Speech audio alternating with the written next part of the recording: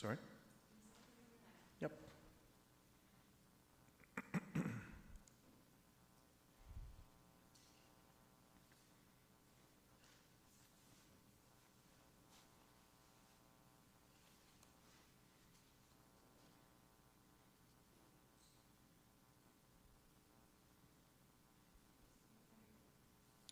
Okay, well, good afternoon, everyone, and welcome to the special council meeting on August 22nd, 2022.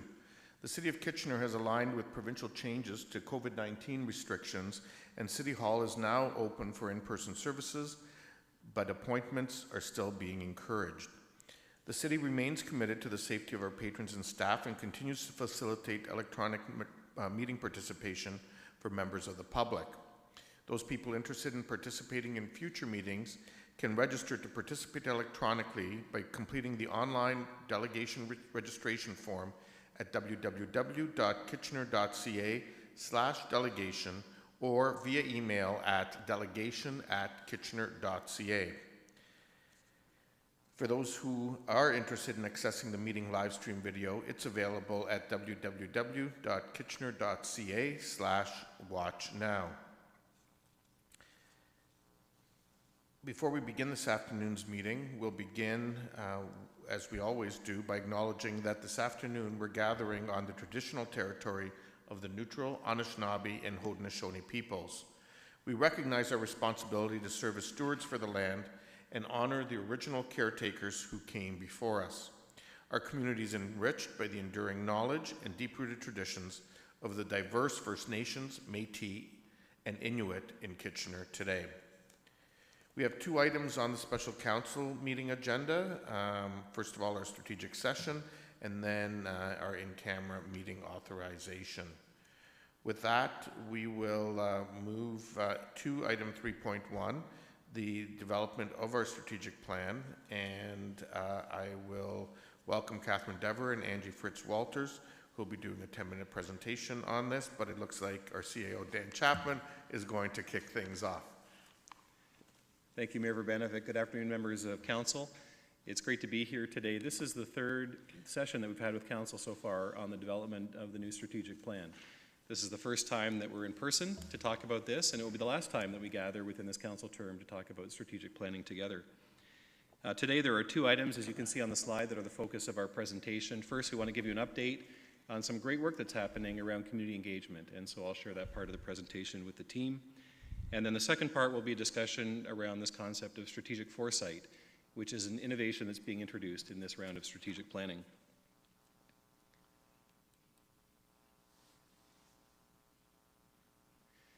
So in terms of our agenda for today, first of all, we're going to talk about where we've been in the first two workshops and the direction that Council has given through the strategic planning process. We'll provide some highlights of the early work on community engagement. We'll talk about the horizon scan that's been completed as it relates to strategic foresight. We'll talk about some key trends and then cover off next steps. So Council has seen this work plan and timeline for the upcoming strategic plan before. As is highlighted on the slide, we're currently in phase 2, which forms the update or the focus for today's update and engagement with Council. I think the point to take away is that we're still in the early days of building the strategic plan for the next term and the 20-year vision. But there is still great progress that's happened already, and we want to highlight some of that today. One of the things I want to remind Council is that at times in this process we go very broad in the discussion, and today is one of those days. And so if it feels that we're covering a lot of ground together, that's fine.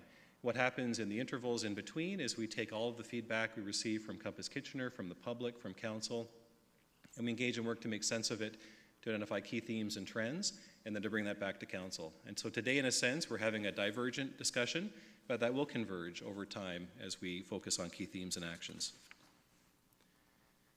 So just a reminder where we've been in our sessions with Council to date. Our first session was back in March. And in March, we talked about the strategic planning process at a high level. And we engaged Council around what key items were in Council's mind to include in the process and the community engagement. And there were two themes that came back in Council's feedback. The first was that Council articulated that it was very important for us to not lose sight of core services as we talk about strategy. And so we've taken that feedback into our community engagement process, where we're focusing more heavily on core services than originally we anticipated we would.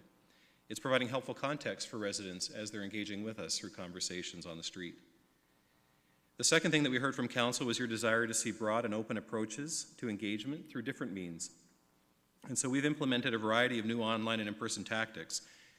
We're engaging in exploratory discussions using new online tools in the Engage platform, and we have a street team who is out there doing pop-up engagements at community locations. And two of those members are with us today. They'll be introduced in a moment, and one of them will in fact share some of the early highlights through that street team engagement. Then in May, we were back in front of Council for our second session, and in that session we reviewed the Environics survey results and engaged Council in a discussion about what was important to include in the next phase of engagement. We heard two themes again from Council, and the first was to seek to engage a broad range of voices through the engagement process. And so I can assure you that that work is well underway. We're providing a variety of new ways for people to engage in person and online, and we're maximizing community connections to ensure participation from groups that we've typically not reached in a process like this in the past. The second thing that we heard you talk about was the need to learn more about what people are saying about city services, about our public engagement processes, about sustainability, housing affordability, and recreation in particular. And so I can tell you that these topics have all been included and emphasized in the engagement processes, and you'll hear some of that today. So with that, I'm going to now transition to Angie, who will provide an update on the engagement work to date. Angie.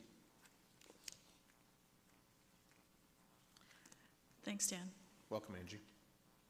Thank you, Mayor and members of Council. The next slide, please. Oh, that's me. Thank you. So in this round of engagement for the strategic plan, we're implementing a broad variety of online and in-person engagement opportunities. And it's really providing some new opportunities for residents to engage in different ways. Our ideas boards are like virtual sticky notes, and residents are adding their thoughts to the top issues that were identified in the Environics survey. Residents can also heart or like posts that they agree with and add comments. So we're beginning to see in real time a community conversation that's building through those sticky notes, and people are engaging with others' comments as well as adding their own comments to other people's posts. So it's quite an enjoyable experience to see those comments coming in day after day. Our street team staff are out in the community and are adding comments based on their interviews with residents in local parks and at special events directly onto the ideas board. So they are providing a great conduit for people who may not access our Engage page to have their comments added to that online engagement as well. And they will speak for themselves as to how much they're enjoying that experience of speaking with residents in person and being able to share their feedback in real time. We have some neighborhood conversations coming up, which will be a World Cafe style, where we'll have some small table discussions about the issues that are most important to residents, and we'll be able to capture that feedback and be able to share it through 4 of our community centers. We'll be hosting those in the first 2 weeks in September. And finally, a resident panel will go through a deliberative process that will include learning about key issues facing Kitchener. They'll provide some careful thought and discussion to those topics and come to a consensus around recommendations for potential strategic plan goals and actions. And these will be considered alongside other inputs from the community, from Compass Kitchener, and from staff. And some highlights on this slide of our engagement to date. There's been a really positive response to the street team pop-up interviews. Residents are commenting that they appreciate the personal connection and the anonymity, so that all the comments that are taken are at the same value. And here you'll see a picture of Daniel engaging with one of our residents at the food distribution program at the Kingsdale Community Center. Some early themes from the Ideas Board include concern around rental affordability, particularly for families, newcomers, and seniors. And there's also a concern for the vulnerable in our community and the need for more supports and social housing. Residents are sharing that amenities such as parks, community centers, and pools need to keep up with the growth in the number of residents, and that public transit around the city continues to be a popular topic. Residents value the recreation and leisure programs and services that are offered, but suggest that more free options are needed so that everyone can participate, and that advertising those options more broadly in the community would be helpful. Our quick poll indicates that residents would like the city to focus on housing affordability and sustainability as the top 2 responses so far, and that quick poll is continuing on for a number of weeks still. The 20-year vision is receiving some creative submissions, like the one you see on the screen, from a young person. This is from Ellie, who is 9, and it's the first one that we've received from a child so far, which is exciting to see. The caption on this particular contribution reads, "A treehouse where you can go up to the top. There is a high-tech computer that allows you to find your way anywhere. Type in anywhere you want to go. This could be in backyards or parks." So children sharing their vision is an important part of our process, as well as youth. You'll see that there's also a sample or a snip from our Engage page in the Ideas Board. And there's also, on the back of your yellow handout, another submission, which was the first in our engagement, a story from a resident that is really exciting to see, a utopian vision of what they'd like to see Kitchener look like 20 years from now. Now I'd like to invite Daniel and Mira to come and join me, and Mira's going to share a couple thoughts about her experience so far as a street team interviewer.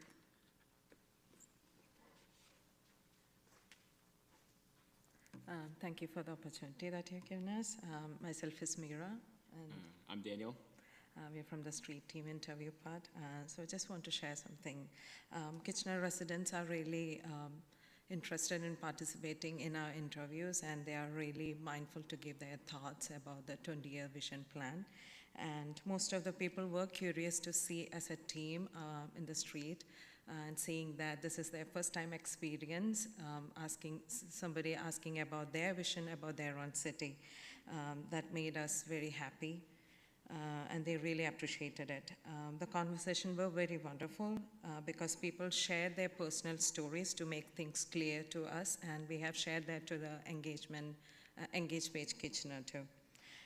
The biggest concern so far we heard was homeless people and affordable housing and rent, especially for newcomers, immigrants, and students here. And it is very rewarding to hear this input and to share with this team. Thank you. Thank you to both of you for joining us. Thanks. Thanks so much. I'll pass it back to Dan to continue. Thank you.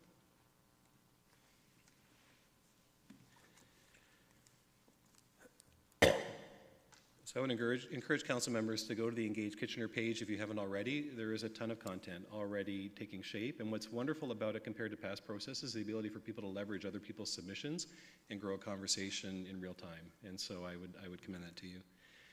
I'll cover the balance of the presentation, but then Mayor, certainly if you have questions for Angie or for the street team members, we can go back to that at the end. What I want to do though is shift our thinking to this concept that we've introduced through this element of strategic planning referred to as strategic foresight. Certainly it's true that many strategic plans include elements of forecasting or predicting the future, but in its form, often that forecasting takes trends or data from the past, implicitly assumes business as usual or status quo, and then forecasts those trends and their impacts into the future. For that reason, predictions are often very inaccurate, even when they're made by experts in the field. They are best guesses, but often based on unquestioned assumptions. And in a humorous way, I think the 3 quotes on the right side of the page illustrate that point, that these forecasts from experts in their day were well off when we compare them to how history unfolded. So strategic foresight is not the same as forecasting, and it's not about predicting the future. It's about the ability to create understanding about a variety of futures and apply these understandings in a range of socially useful ways. That can be to develop policy, to guide strategy, or to pursue different social innovations. As I mentioned, forecasting and predictions, on the other hand, underlie the historical quotes which are shown on the slide in front of you.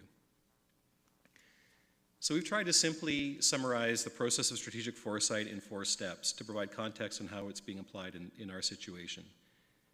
The first step is called trend identification or horizon scanning, And this is simply about identifying those key trends which will impact our community or our organization in the future. You may have heard in the past of pest analysis or SWOT analysis. There's a new acronym here that we're using called STEEP V analysis. And if you look at the front side of the yellow page, you can see the letters that correspond to the acronym. So they are social trends, technological trends, economic trends, environmental trends, political trends, and values trends. Together, those letters comprising the STEEP V. In this step, we've begun with these 6 trends in these categories, and these were identified by thought leaders and researchers.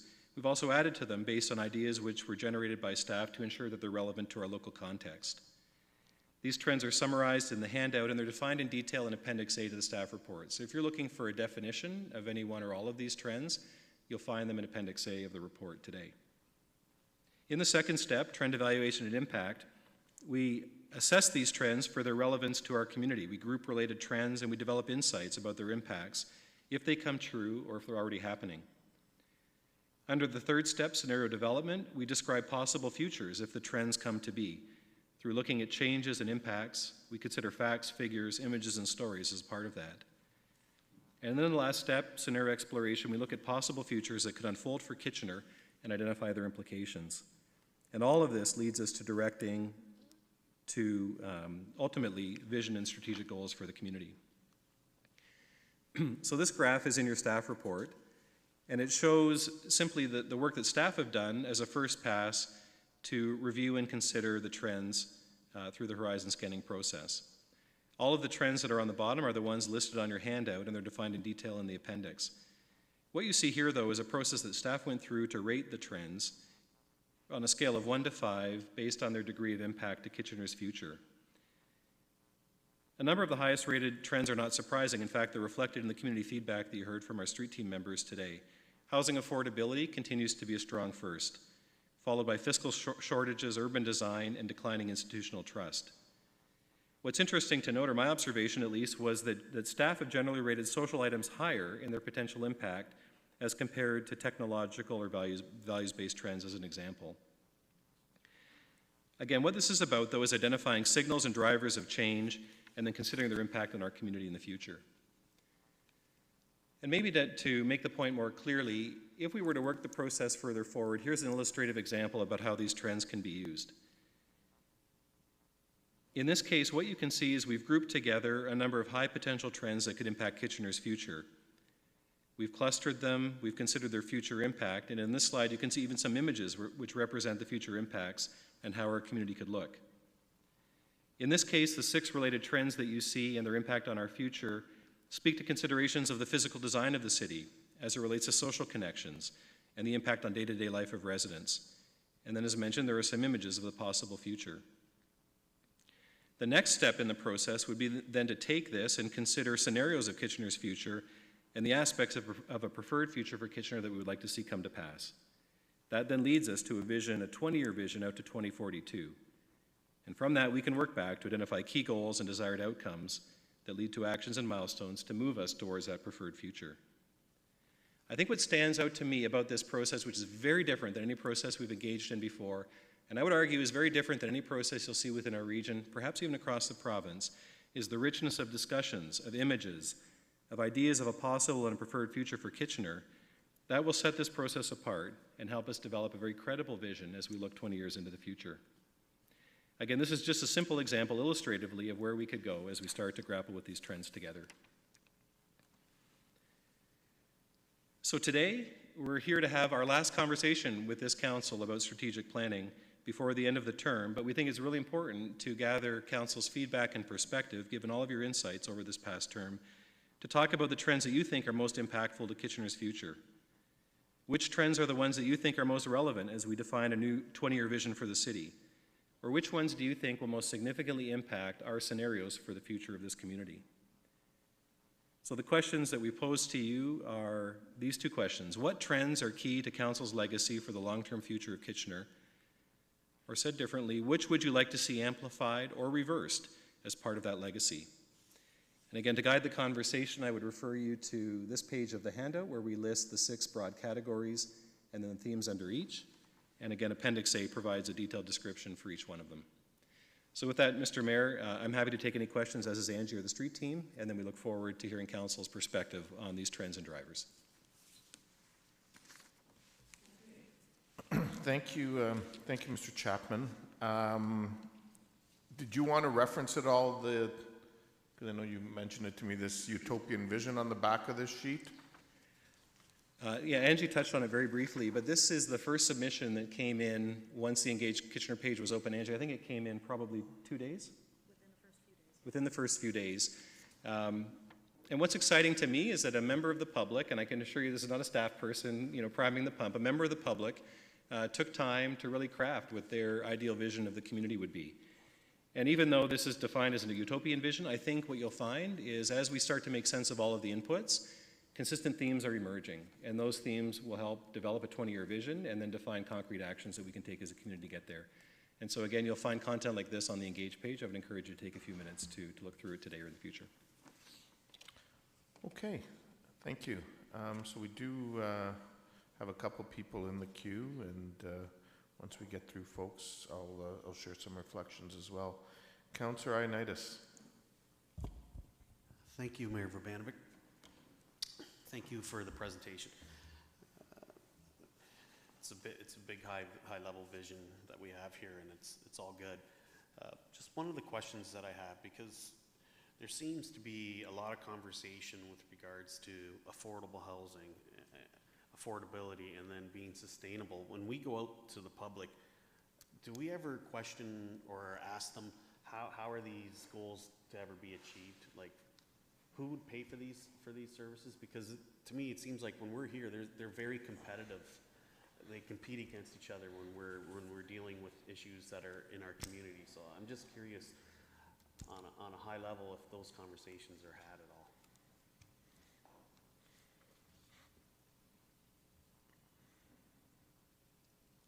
Sorry, who's taking that? Mr. Chapman? Sorry, Catherine? So at the moment, we're not putting a lot of bounds or restrictions on the feedback that we get. So we started with the key themes from the resident survey. I think once we get further in the process, we're looking at goals, priorities, and recommendations to the next council for sure. We're going to have to be doing some prioritization and looking at some trade-offs, obviously, between different ideas and actions, and making them relevant for Kitchener and the things that we're responsible for as well. Okay. So I think it wouldn't be a bad idea to, I know these are all high level and these are all great, but it would be good to have some accountability on how these ideas can be achieved, because I think sometimes the public is not realistic in what they're asking for. So I think it would be a good idea to have that. Is that it, Councillor Ioannidis? That's it. Thank you. Mr. Chapman, were you looking to add something as well? Sorry, and maybe I'll just ask the two of you to leave your mics on and just jump in as you deem appropriate. Okay. Through the Mayor, I appreciate the feedback, Councillor Ioannidis, and it's consistent with what we've heard from Council, I think, in the first session, where you said that education of the community was an important aspect of this process. And so we've taken that to heart and are working with Bethany on ongoing campaign to increase public education. I think where we'll have the greatest opportunity will be through activities like the resident panel and in our work with Compass Kitchener. And so our goal with a resident panel will be to take more time, if they say housing affordability is a top priority, to actually do some education around the topic, around roles and responsibilities, funding, all of those things, and then say, in light of what you've learned, what would your best advice be in terms of ways in which to address the issue? And so, yes, we agree with you, there needs to be education, that does form part of the process.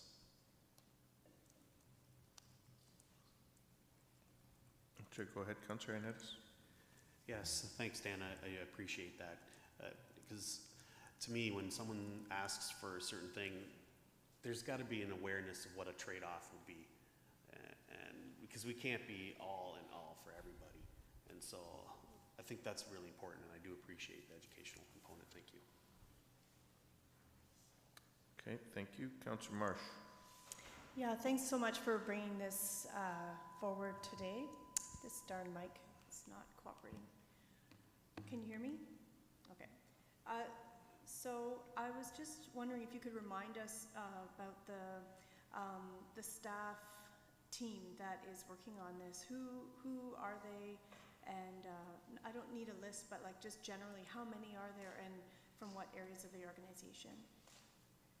So generally, there's about 20 staff from frontline up to middle management, and the corporate leadership team is participating as well, as available and interested in some of the topics. So it's a really good cross-section of people, and they were specifically chosen for some certain attributes they would have around being creative, being comfortable with ambiguity, and being able to work together collaboratively over a long period of time as a team.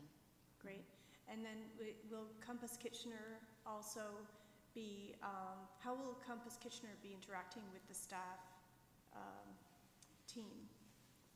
So there will likely not be direct interaction with the staff team, but at certain points in the process there will be. For instance, in October, Compass Kitchener will host one of their annual All Advisory Committee meetings here, where all the participants will be, and we'll likely have some staff members helping facilitate that process. As well as in the resident panel, there will be some crossover with staff and Compass Kitchener attending those sessions as well. Okay, that'll be good. And are the members of the street team on the staff team in general? Like, I guess they're the ones hearing from the public directly. They're not directly on the team. I think there's an opportunity, though, to bring them in at some point later in the process to actually speak, as they did today, about what they're hearing firsthand. Yeah, it gives a different richness to the feedback. That would be great. So just a question for is it Mira and Daniel? So can you tell us, I mean, when you think about these themes, there's a whole bunch of them. Do you hear about each of them in your discussions, or do you hear mainly from the ones that you highlighted? Or can you just tell us a little bit more about that?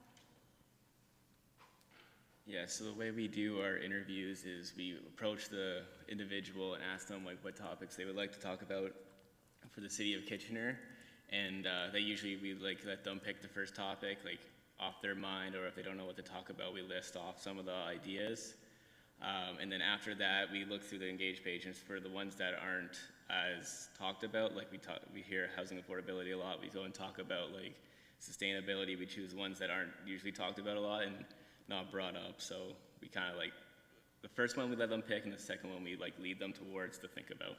Great, yeah. And what do you think about, so one of the drivers is called, what's it called? Declining civic literacy, you know, where people don't really understand how, as a resident or a business owner or whoever they are, to engage with the city. Would you say that this kind of process helps people, you know, have a light bulb go on when they think about it? So when I do it, a lot of them are like, they usually get caught off guard when I ask them for interviews and stuff. Yeah.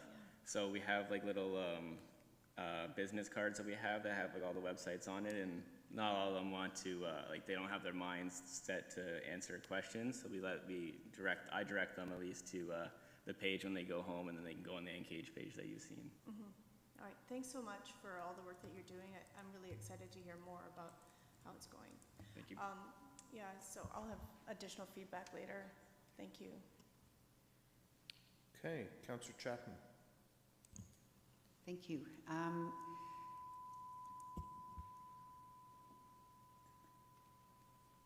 Is it going to keep buzzing? I can hear the buzzing. Maybe you can't. Sorry. So I had a couple questions, and thank you for bringing this to us today. It mentions 4 community centers where there will be workshops or some interaction, engagement of some sort. Which 4 community centers are those? Through you, Mr. Mayor, the 4 community centers are the Williamsburg Community Center, the Centerville Chicopee Community Center, the Bridgeport Community Center, and the Victoria Hills Community Center. We tried to choose from all 4 corners of the city and make it accessible for most folks to participate in person if they'd like to.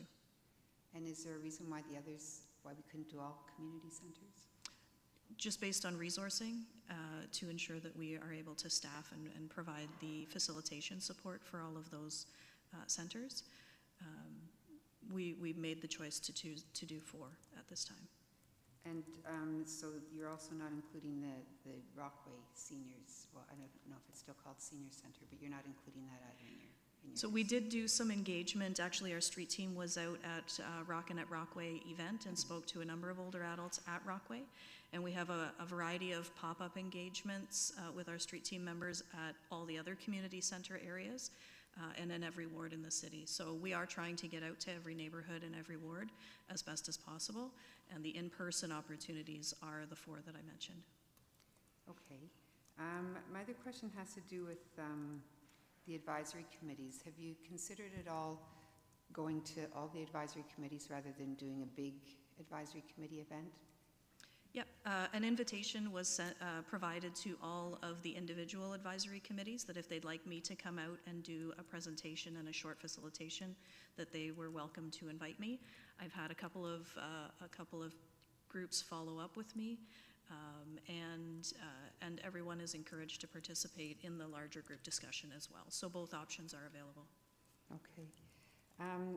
My other question had to do with, you know, I'm sure you're aware there are many very marginal, and by marginal I don't mean it in any socioeconomic way, but groups that maybe don't have a presence in the community centers, don't have a presence in many different places.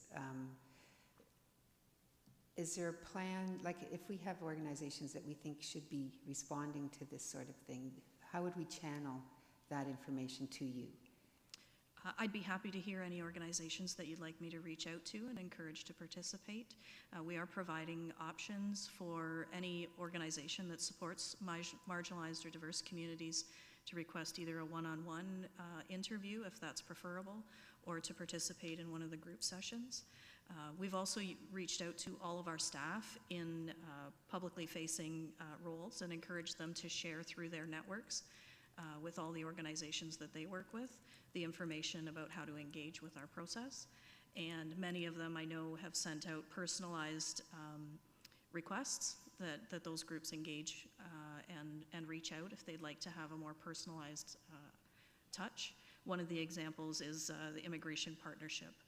Sent out an email specifically to all of the folks that they're connected with to encourage them to participate and to reach out. So we're using our internal networks, but I'd be happy to hear from council as well, any specific suggestions that you'd like me to consider. And as far as accessibility, you know, what measures are in place for, you know, somebody who might have disabilities of different sorts that can't get them to a place, or possibly the language barriers or physical disabilities? Yes, as a part of our general advertising for all of our engagements, it does include a statement that if anyone has a disability that requires accommodation for them to fully participate in our session, that they can reach out for accommodations, and staff will be able to support those requests as they come in. Okay, thank you. My final question has to do with this 20-year forecast, and I understand the difference, as explained, between forecast and prediction. I just wonder if there'd been any thought about, you know, we're in a post-pandemic, well, maybe not post, but we're recovering from a pandemic. And I just wonder if how much sense it makes to be looking at a 20-year forecast, given the historical reality we're currently living in.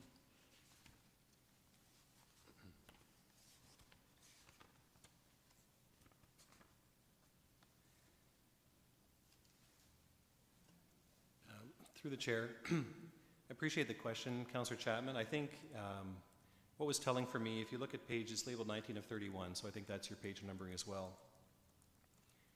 We took a look back at the 2000s, the 2010s, and now into the 2020s in terms of major world events that have sort of shaped the course of history.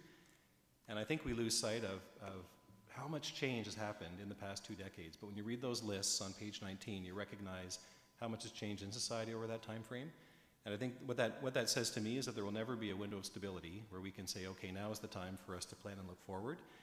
This underscores the fact that our situation is always in flux. Hence the inability to forecast perfectly, but to envision a range of futures and then consider what scenarios we want to see for our community in those range of scenarios.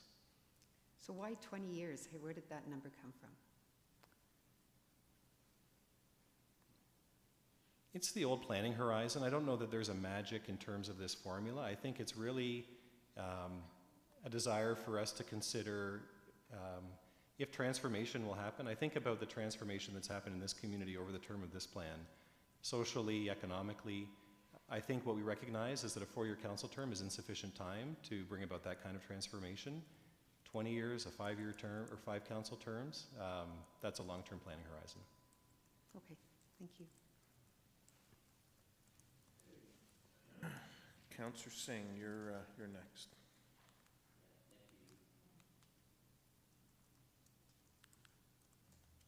Hang on. Go ahead. No problem. Thank you, Mr. Mayor. And just want to give kudos to staff. Seems to be a pretty comprehensive plan to hear from the community. Like the postcard, not just because the picture's from McLennan Park, but I think it's concise enough to guide and at the same time encourage people to provide feedback. Now that we are approaching a campaign term where there's going to be a lot of activity on the street, door knocking, is there some sense of responsibility those that are running for office that can take upon themselves to get the word out? Not to politicize the process, but at the very least to get the word out as to what the engagement process that's undertaken by the City of Kitchener for the strategic plan. Have we considered that as something to leverage on?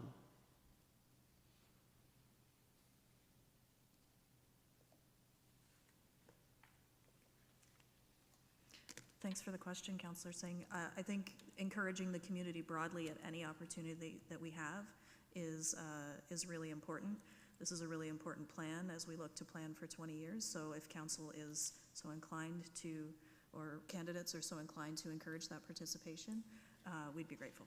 Okay, and perhaps so in keeping with that question, and of course I appreciate the answer, perhaps there could be some messaging or drafting so that people do tend to stay in their lane.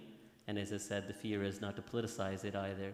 But if there is a commonality of that kind of, that encouragement at that door and say, hey, guess what City of Kitchener is undertaking? Take a look, at the very least, so they can stay on message. If that's something that we can do to encourage, I think it's, we're taking advantage of the opportunity.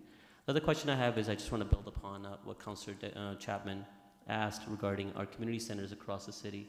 It's good that we have the 4. I get it based on demographics and where we can probably get the most answers or serve the community best of the underserved communities as well. Yet we have 10 or 11 or so across the city. We do have staff within those centers. At the very least, we have district facilitators that could be quickly trained to facilitate dialogue.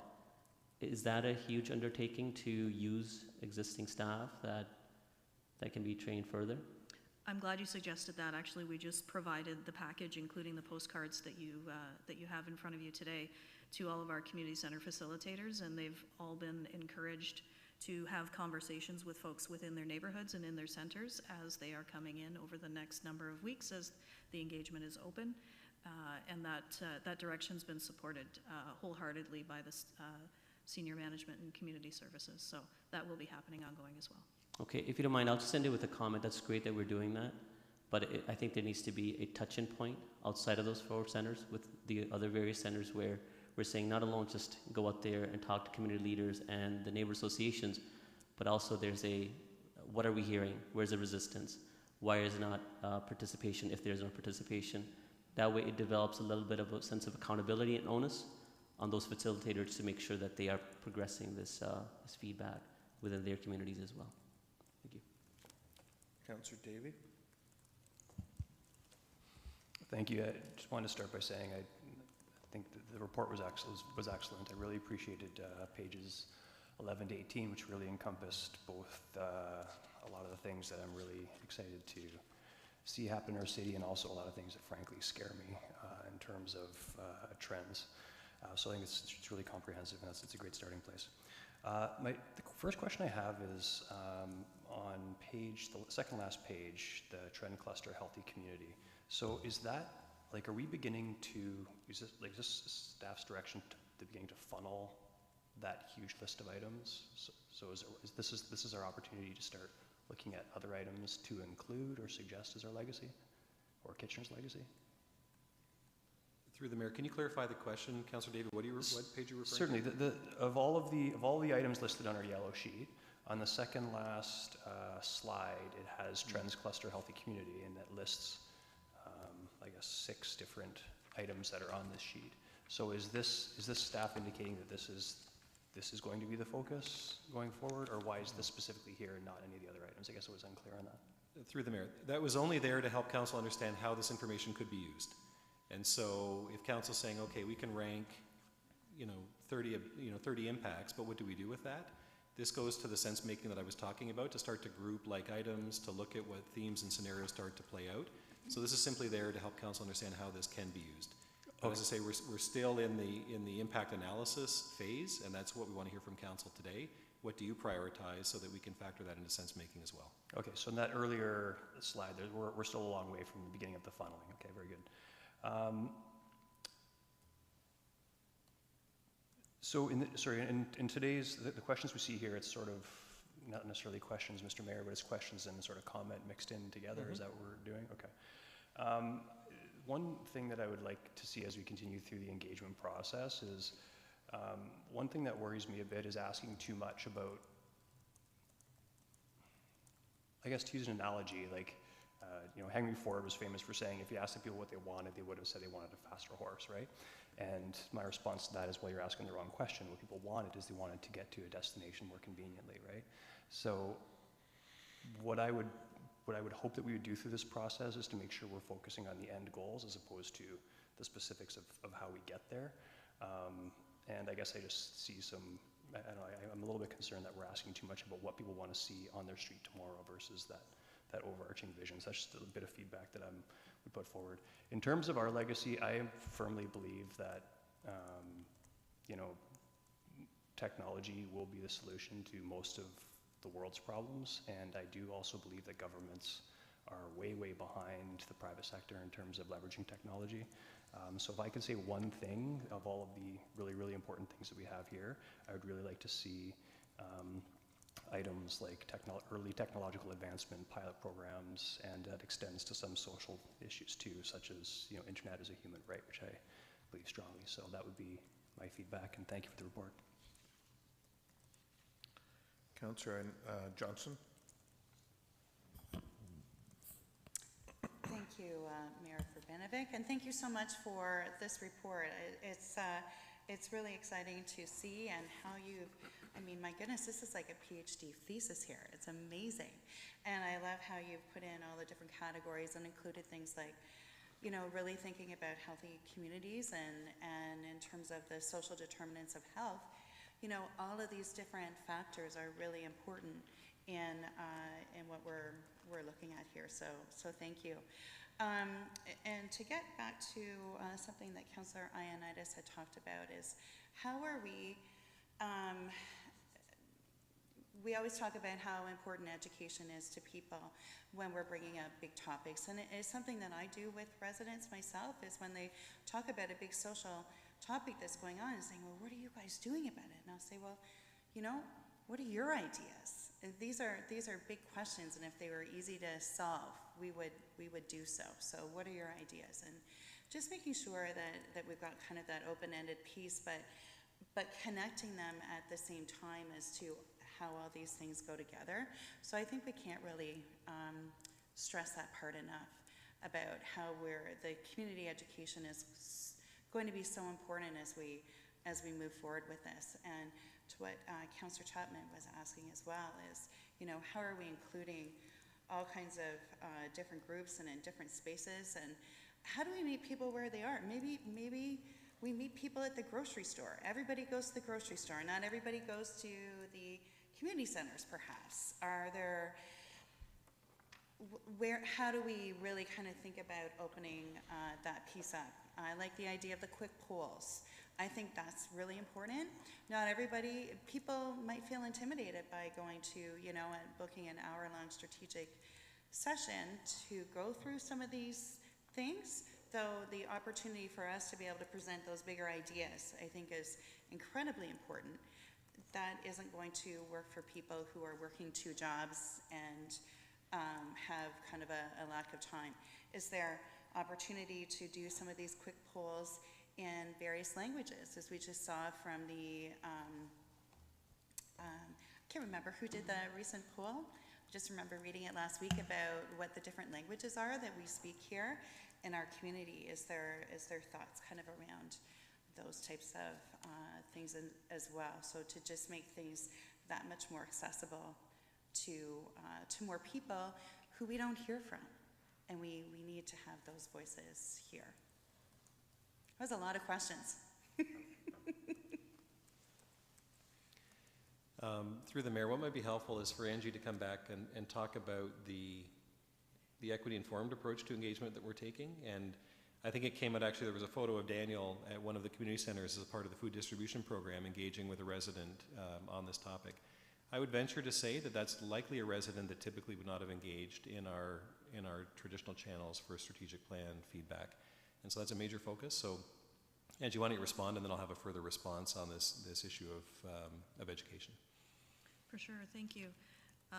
Through the chair, we're reaching out to folks in new ways in this process, and the street team is a great example of that.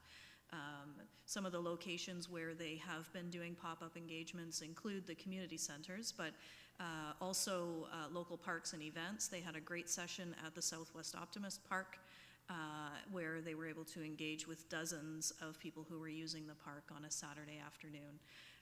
They're also, Mira and Hassan, our other street team member, are going to be at bus stops this weekend, this week, in 2 different locations in bus stops, talking to people who are using transit.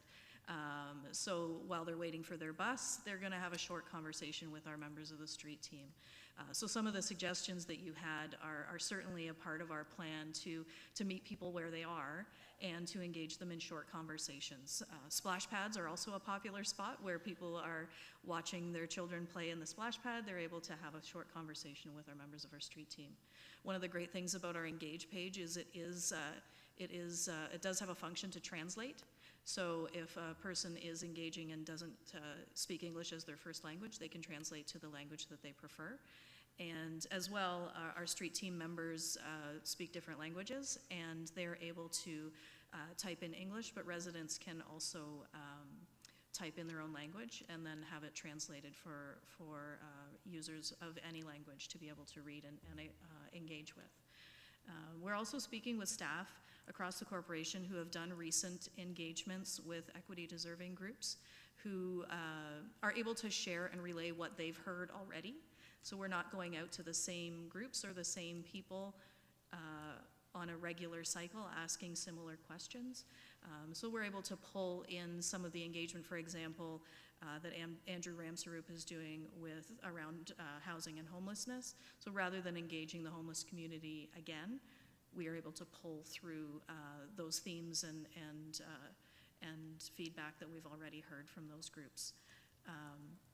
So we do have quite a robust plan to reach out and engage with people where they are and to hear feedback from folks who don't typically engage with us. Yeah, thank you so much. I think that piece is the most important, is to hear, it's important to hear everybody's voices, but some that we don't typically hear from are probably the most important ones to hear from, so thank you. Agreed, thanks. Okay. I believe, Councillor Michaud, you haven't spoken yet, correct? Okay, I'll let you go next.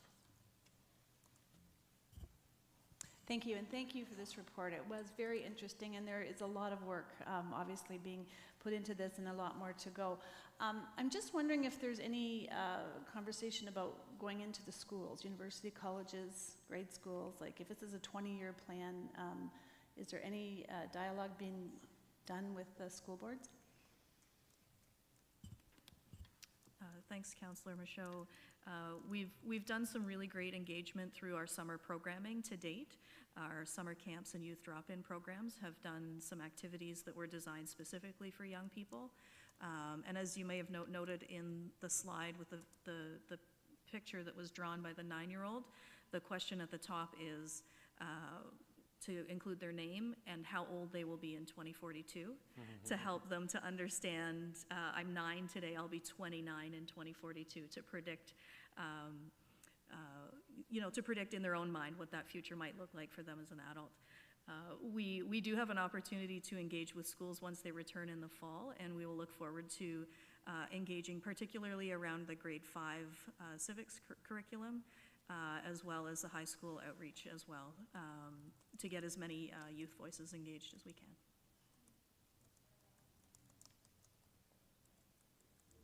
Just wondering, just a step further with the colleges, like the international students that are here, that a lot of them stay here and work here. Is there any opportunity there?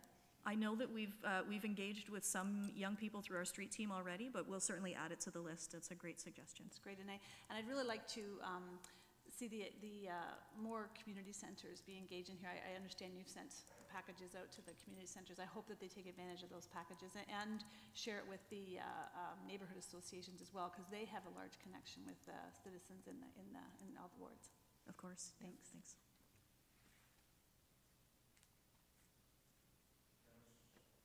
Councillor Schneider, you're next. Thank you, Mayor. Our last strategic plan I loved, with the vibrant economy, the environmental leadership, caring community, great customer service, people-friendly transportation. Just on a little question on the Horizon scan. So one of the great things I felt was the ability for the residents to come back together on Canada Day with the Wayback Festival, with the Blues Festival. Where would civic events fall under in the Horizon scan?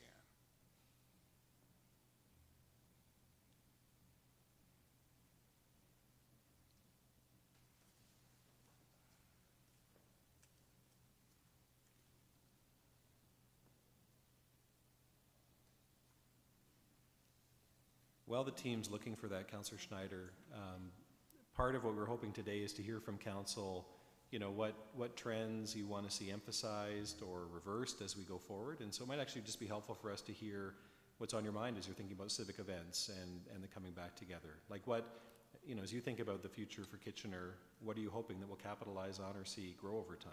That's exactly what we're looking to hear your kind of feedback on today. Yeah, and I think maybe that's what I'm getting to the heart of, is that I see great value in it. I think it was magnified post-pandemic, but just the feeling of people and the positive comments and the smiles and the energy, I think is great, and things that we can come together under, whether it be a big event like Canada Day or the Wayback Festival or Blues Festival or Multicultural Festival.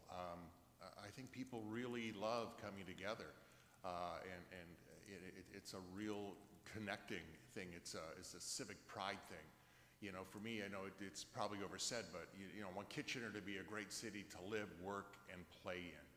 And if we have that, and that entails affordability. It entails environmental leadership and great economic development.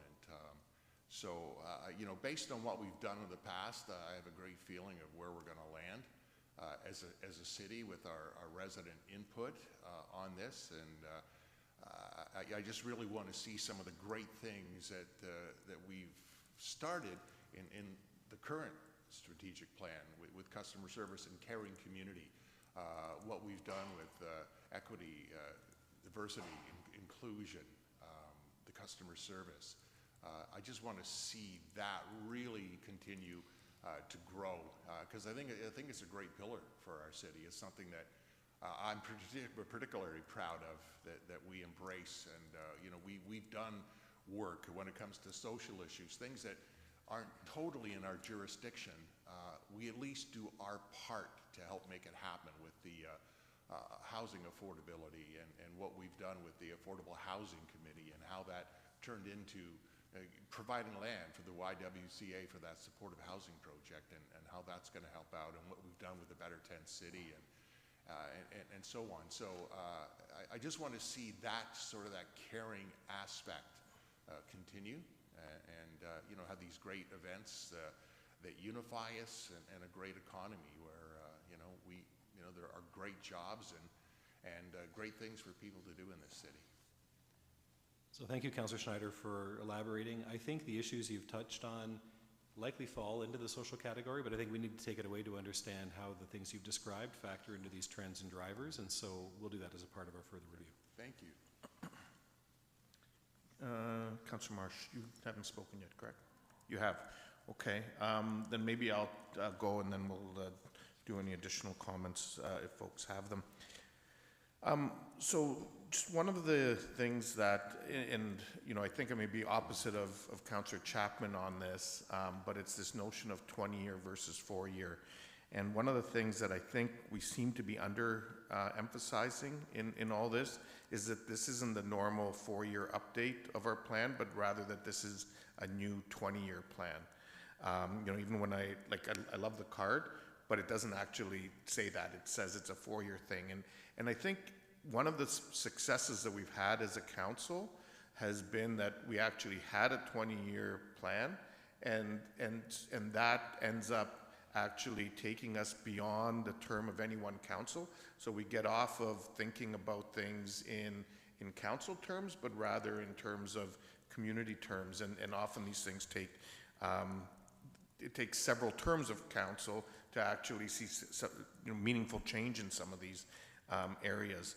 And so I think it's really important that we put things into that context and recognize that this is going to be the first 4 years of that new 20-year plan, and then find that balance in terms of the inputs that we're seeking, because really what we're looking for is, in my mind, what do we want the community to be like 20 years from now, and what are the first things we should prioritize in the next 4 years of council.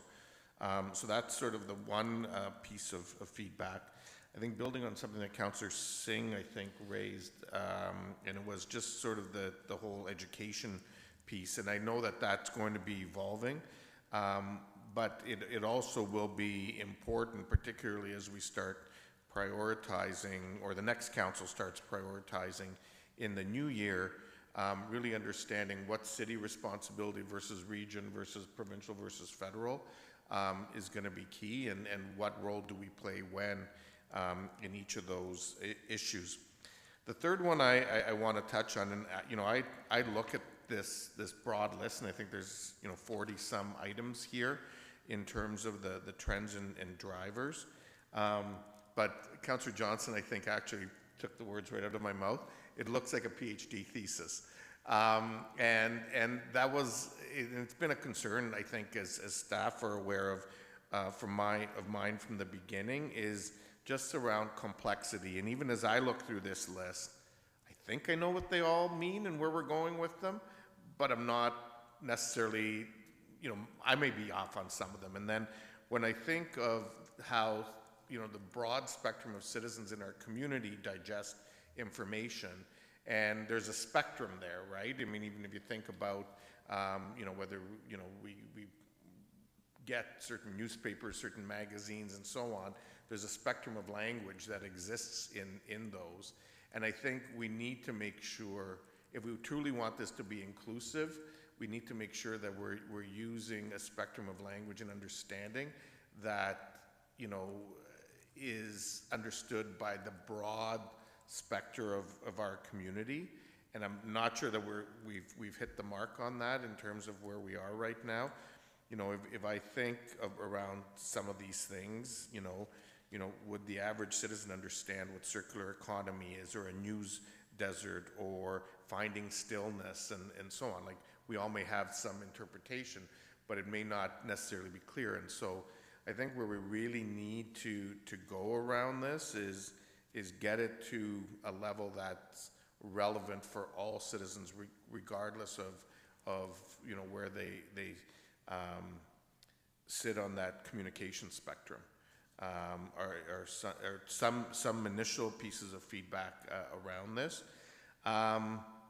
When we talk about trends, you know, in terms of council's legacy, you know, one of the strengths of us as a city has been a focus of evolving around a diverse economy. So not, you know, we've been able to deal with the swings in different sectors and so on, because we've had that diversity. And so looking at that as a trend going forward, to me, is going to be important.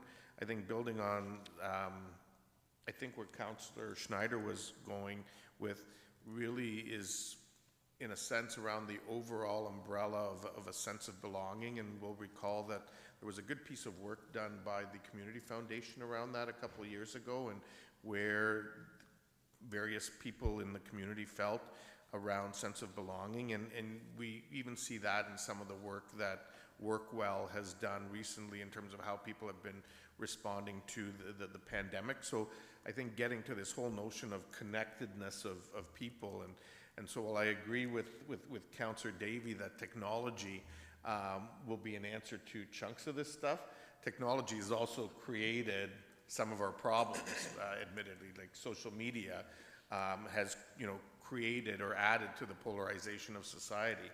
And so how do we, in my mind, work to remedy some of that going forward?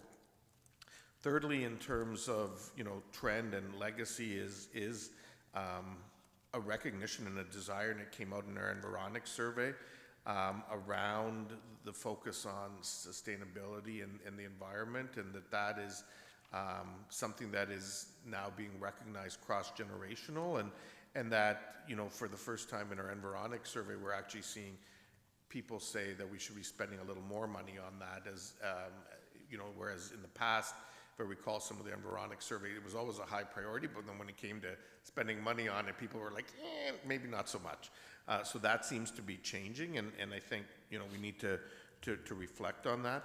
And then lastly, and this really gets to, some of the social issues that are covered throughout here, but it's just the growing divide between haves and have-nots, and how that's playing out in our society as a whole. And, what are the things we can do in terms of the kind of community we're building to speak to that and develop a strategic plan that works to address some of these things. And that's where, I think economic diversity and belonging and so on all are part of that equation, and that starts dealing with some of the things like, impacts of an aging population, impacts of housing affordability, and so on. So those are, probably my reflections in terms of both, where I'd like to see some additional focus and some of the things that we need to amplify. I don't know if, Mr. Chapman? Thank you, Mayor Urbanovic, for that feedback. And I appreciate, and I know you've raised this before about the need to focus on the 20-year vision as much or more than the 4-year plan. And so, your feedback on the communication is helpful, and so we'll take that away and make sure that we're emphasizing the 20-year vision and 20-year plan.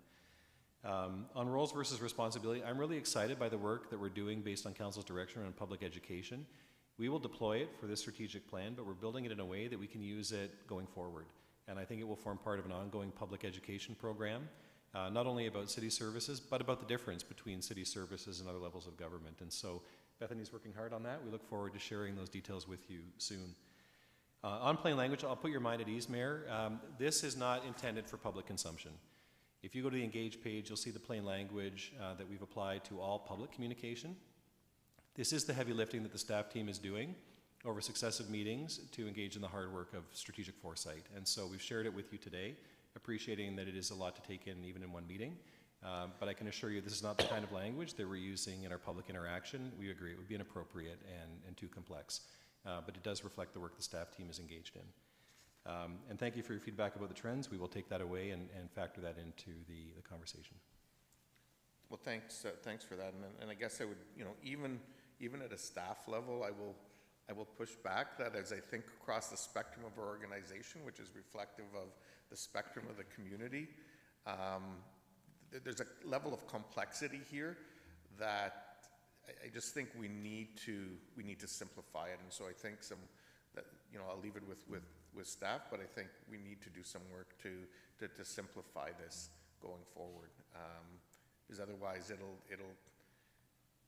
even if we're dealing with this at a staff level, at some point we're going to need to put it in a way that the average citizen can relate to, and so if we start it that way at the staff level, it'll make it easier to hit the mark later on. Those are my thoughts. We have a couple people with additional comments, Councillor Marsh and then Councillor Singh.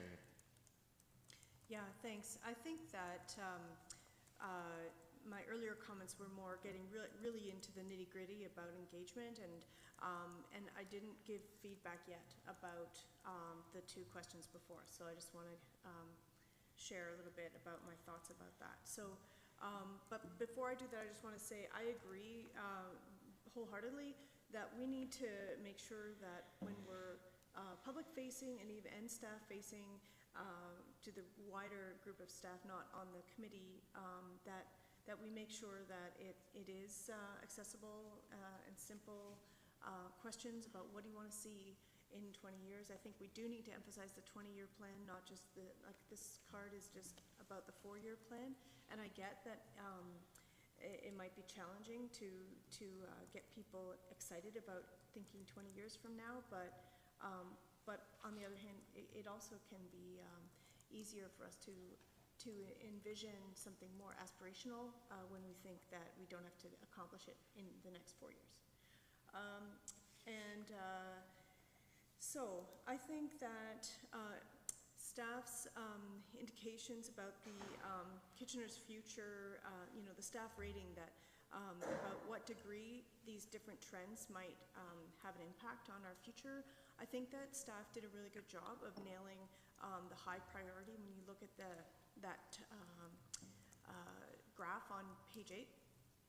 I would also argue that we should make sure that we emphasize reducing reliance on enforcement over the next 20 years, because when we think about, speeding, traffic calming is one of the things we all hear about all the darn time. But if we can just have those speed cameras more, all over the place, rather than saying, okay, well, we'll call the traffic police to like that's not sustainable. So I think we need to really focus on that. I think that social innovation in the public sector, along with technological innovation, is the key.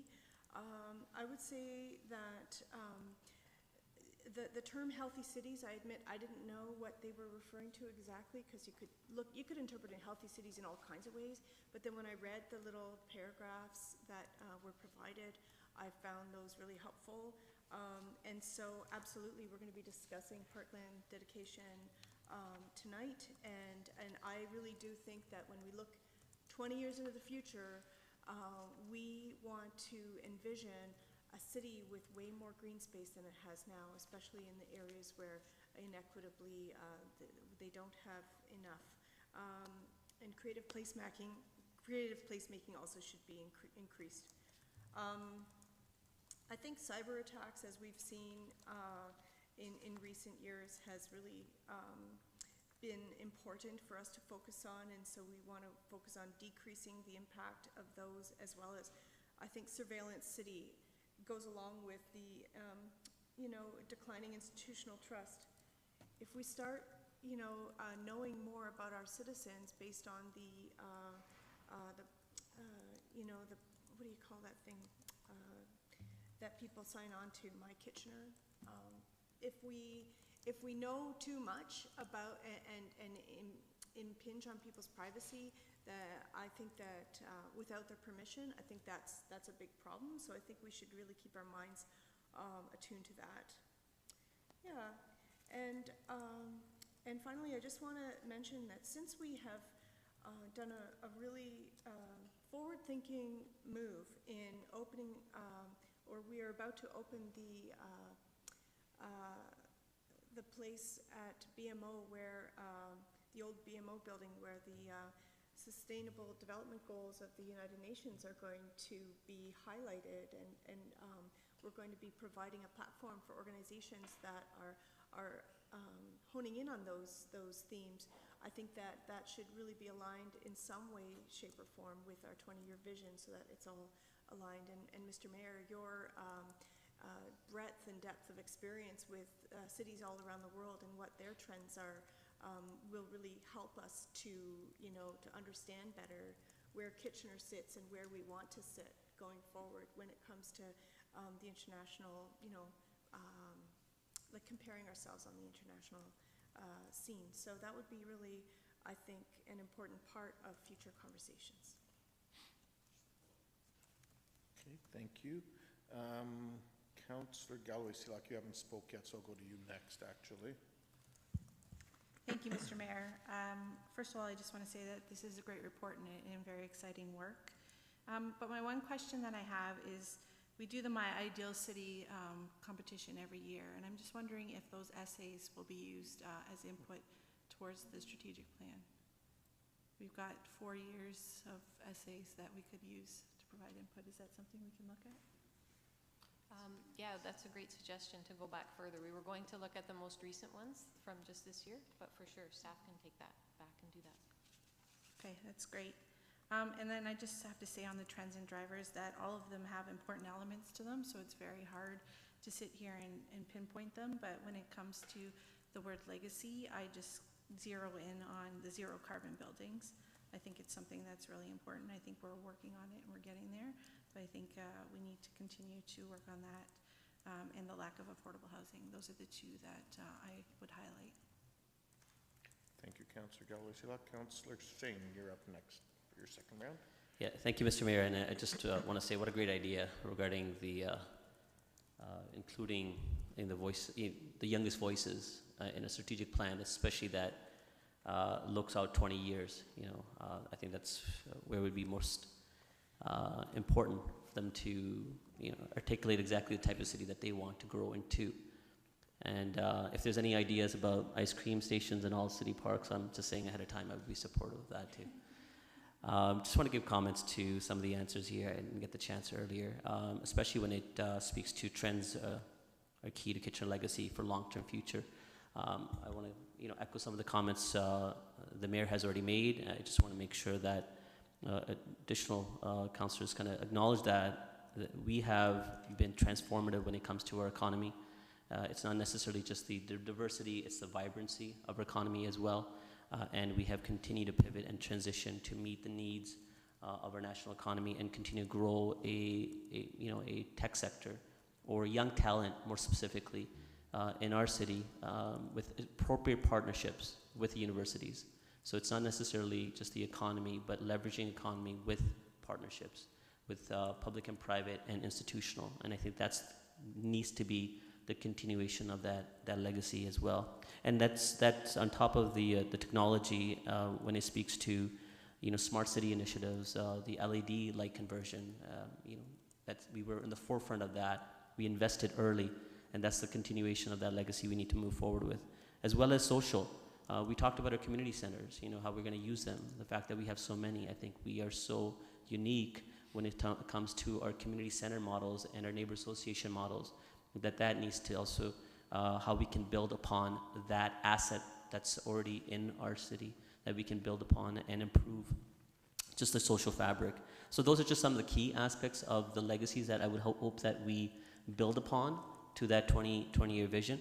But the lasting comment would be, I think what I would want to see amplified as a part of this council's legacy or previous council's legacy would be bold. I think when it comes to, when previous councils chose to do EDIF, when they, just the way development has proceeded in our community, the inputs provided by our city with the region in cooperation to do LRT, as well as, the solar roof at the KOF. These are bold ideas that others never just chose to consider, but City of Kitchener did. And that needs to be the legacy of this council and past councils to continue to be bold. Thank you. I like that. Good suggestion. Councillor Ioannidis, you're next, and then Councillor Chapman. Turn yourself off. Go ahead. Thank you, Mayor Urbanovic. I agree with a lot of the comments that were made by my colleagues. I agree with being bold. That's why I improved it the last time, and still agree with that one. Thanks, Councillor Singh. I agree with Councillor Marsh with regards to surveillance city. And I agree with the mayor with regards to this being, looking at this in a 20-year focus.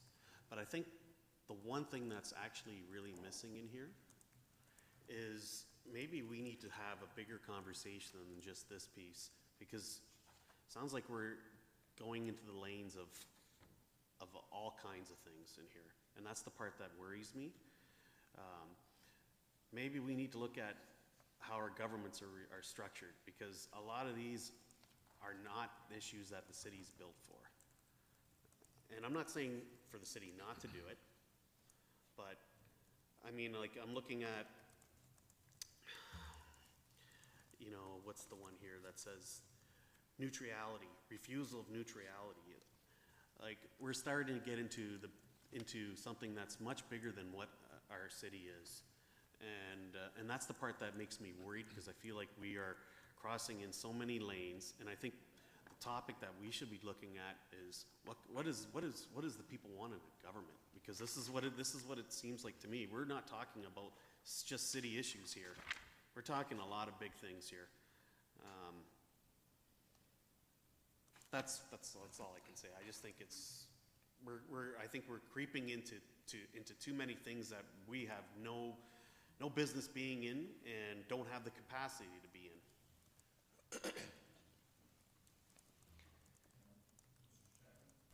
So if I can respond, Councilor Nidis, so there is a discussion coming that I think you've touched on.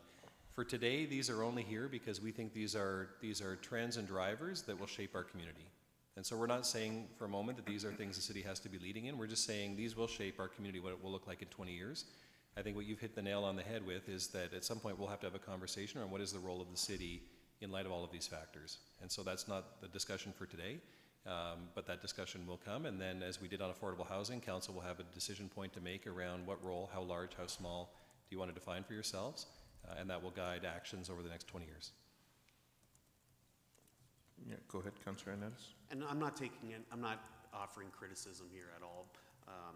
I think this is what we're hearing, and I think this is what everyone would like to see, and I appreciate your comments, and I'm glad that you're looking at it that focus. Thank you. Councillor Chapman, you're next. Yeah, thank you. I want to go back to the 20-year forecast versus, well, I don't think it's versus, and the 4-year plan, because I think, you know, if we look at the Sustainable Development Goals, there's our 20-year plan, right? And you can take every one of those Sustainable Development Goals. I don't think they're reachable personally, but in 20 years even. But if you look at what each of them talks about, like no poverty, and then it gives ideas of how you get there. It talks about zero hunger and ideas of how you get there. Climate action and ways to get there. So to me, that 20-year forecast is given to us through the Sustainable Development Goals. Not that all of them pertain to the municipality, and I agree, we have to make sure that we hone in on those that are relevant to us and what we can do with them. But if we keep it as diluted as the Sustainable Development Goals are, and we don't ensure that a 4-year plan, whether it be 4-year, 2-year, 6-year, but something far more workable than a 20-year forecast, then I think we're going to get lost. And I don't think that, I think the emphasis has to be on the 4 years. Yes, we can have a 20-year vision, but a 20-year strategic plan, I think, will get lost. So, and maybe I'm the only one who thinks that way right now. But other things in the development goals, you know, sustainable cities and communities. What does that tell us? We don't have to reinvent the wheel, I guess is what I'm saying, for the 20-year forecast. For the 4-year plan, I think we have to hone in on more specifics. So I guess that's what I'll say. I don't want to, at this stage, I think it's very early.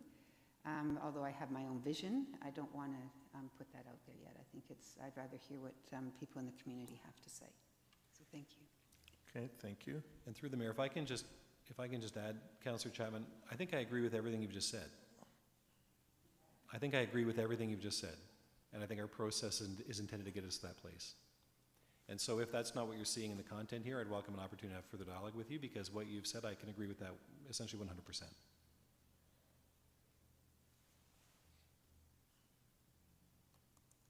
Councillor Johnson, you're next. Thank you, Mayor Urbanovic, and I want to reiterate what Councillor Ionetta said, that I too, I was looking at the political piece here, the increasing provincial intervention and the fact that we have declining civic literacy, perhaps civil literacy as well. But that I think that those are things that are really important. And as we know, whenever we speak with residents, they're already confused about what is our jurisdiction, what is the region, why can't we do something about this? And the more we kind of take on, the more there's an appearance that we do have jurisdiction over things. I don't think that that can stop us, because I do think that we're a bold group of people that have we've got good ideas about things, and that we don't live in an isolated world that is just the city of Kitchener, that we have to be interacting with on all these other levels as well. But just to maybe ensure that people realize what lanes are whose, and where we can change lanes sometimes and where we can't, but also where we can be affecting change, and to help everybody have a big picture view of how these things all correlate and fit together, I think is important. But also, I hate to say stay in our lane sometimes, but I think that that's going to be important as well. Thanks.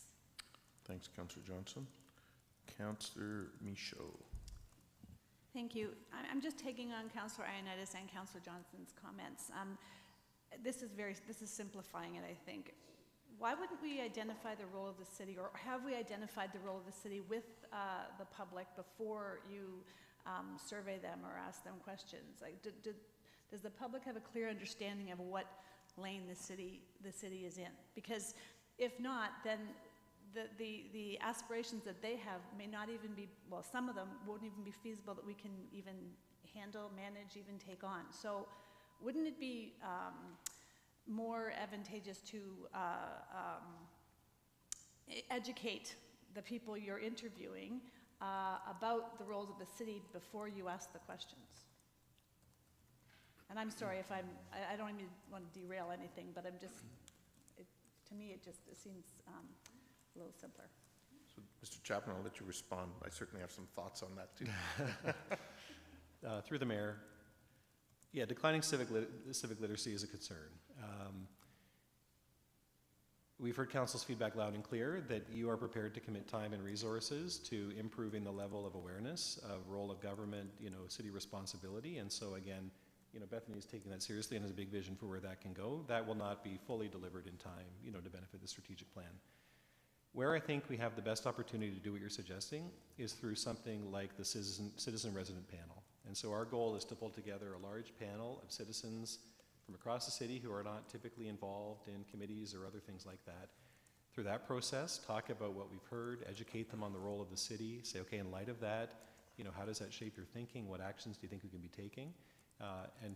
Because I think it takes time to really educate and then have a good dialogue. I don't know that it's feasible, when the street team is interacting with someone in line for food services at a community center, to be able to educate them sufficiently to provide informed feedback. I think what we've identified is a much larger problem that is now on our radar, and we're committing resources to. Where we'll try to do it is in those opportunities like the all advisory committee meetings, the citizen resident panel, to make sure education forms a much more significant part of that process.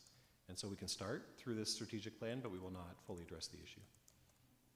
Yep, go ahead. Just to be specific, so just an example with homelessness and housing. Council gets many calls, many emails about, why can't you solve this problem? This isn't our problem, that we can't solve this problem alone. So that's kind of what I'm getting at. We're going out with this survey and planning this strategic plan, and with the notion that we are everything to everybody, and we're not. That's right, and maybe I'll turn it to Bethany if you're comfortable. We've talked a lot about education, and so perhaps Bethany, you can comment a bit on our thinking around the public education component. Come down. Bethany, do you want to come down to the podium, please? Thanks. Hi, everyone. Thanks for the question. So I think it's pretty premature for me to comment on what the city services education campaign might look like. However, my team had a meeting about it this morning, and we've decided on a vendor, and we've talked a little bit about what it might look like. And so I think that I want to caution all of you is that we can't achieve everything with a campaign, using a fairly small budget. We're not going to educate every citizen about everything we do here at the City of Kitchener. What we can do is share a little bit more about the touch points that people have with the City of Kitchener.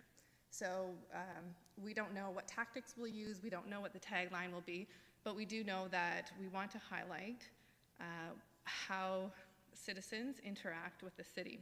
I don't think the campaign, and I can't speak exactly to what it will look like, I don't think it will go into the weeds and talk about, the region does this, and the city does this, and the province does this, and the federal government does this. But I think it will talk about a day in the life of the average citizen. And so that might be when you wake up in the morning, you brush your teeth, and you get clean water. You might go to a park, you might go to a community center, and talk about all the ways that our staff and our programs and services impact the daily lives of citizens. So, like Dan said, it's not a campaign that's going to be ready to roll out anytime soon. It'll probably be fall, so late September or October. And I think our goal for the campaign is to inform residents more about what we do here at the City of Kitchener. And I think that will help people have a better understanding of what we do as they interact with us through the strategic plan engagement, as they interact with us through the budget engagement process, as they think about whether or not they're going to go vote. And so that overall is our goal, and I can take more questions if you like. Okay, thank you. Yeah, go ahead, Councillor Singh.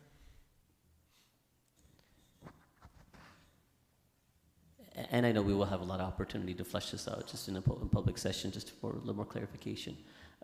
And I can understand the complexity of going through an extensive education process to inform residents of, again, all the responsibilities of different orders of government, and more specifically what we're trying to get to the heart of. Can we not approach that through the interactive process of when they're answering online? If they touch on a certain keyword, additional information comes up. If there's a social, regarding policing matter, if this keyword used as policing, and then there's an additional prompt outlining this is the Regional Waterloo mandate, this is what their budget is, this is what their responsibilities are. Are you still wanting to proceed with your input? And that way we're kind of ensuring that we're not guiding the answer that we want, but it's more informed, specific to that person answering it. I think perhaps that could be built into the strategic plan engagement process, and I can't speak to that, and we'd have to talk to Angie and Catherine. But as people are providing feedback, or perhaps with the citizen resident panel, that context can be provided, about what the police do, what the region does, et cetera. But as far as this campaign goes, we won't have the ability to dive into that level. The campaign will be a very high level education campaign, talking about how citizens interact with the City of Kitchener, what the City of Kitchener does, and it won't go into that level. But there will be opportunity for what you're talking about elsewhere, I would say. And just to add to it, Councillor Singh, I think this is the start of a journey, and so I would look at our budget process, for example. I think as we engage citizens on the budget process, it's another opportunity to do exactly what you've suggested, right? Where they're giving input to provide some education. And so we've heard your direction, we agree, we support it. We won't be able to perfect it through this round of engagement, but we want to build on it over time, create tactics that can be used. And to your point, Councillor Michaud, I'm most excited about the citizen resident panel because that's where we can go in depth to educate and then inform feedback. And so we look forward to reporting back on that. And maybe if I can just add, I think, it's important to remember that next year we're going to be 50 years in this current form of government, in terms of the two-tier system and in terms of who does what, and even that has changed over those course of 50 years. And despite those 50 years and presumably people developing an understanding around some of this stuff, there obviously still is a lot of misunderstanding around how some of this works. And you know, I think speaking to Mr. Chapman's point, as much as we'd like to, we're not gonna fix that overnight. But the fact that we're wanting to embark on that journey, and as Ms. Rowland indicated, you know, their staff starting to put their head around it. It's going to take time, and we're not going to see the results of that right away. I think as we do this body of work, I think the helpful piece, at least in my mind, will be to as people respond to things and we understand, okay, what are the ones that relate to us as a city versus our relationship with other orders of government. It'll also help us or a future council make a decision around, okay, what role do we play in terms of advocacy and so on around some of those other things, because that is going to be as much a part of it in some instances as the things that we're actually responsible for as the municipality. Okay, so thanks everyone. I think we've had some really good dialogue. You know, I think a lot of good feedback has been provided for staff to take away. Probably added some work, probably, you know, maybe changed the path a little bit on some things, but that's part of a good and vigorous process. So hopefully staff have found it, I think, as beneficial as council has. I don't think there's no motion on this, so I'll just take a motion now to go in camera for the item listed. Councillor Davey, Councillor Johnson, all those in favor? Opposed? That's carried. Motion to adjourn, Councillor Michaud, Councillor Singh, all those in favor? Opposed? That's carried. We'll take a 5-minute break, and we'll start then.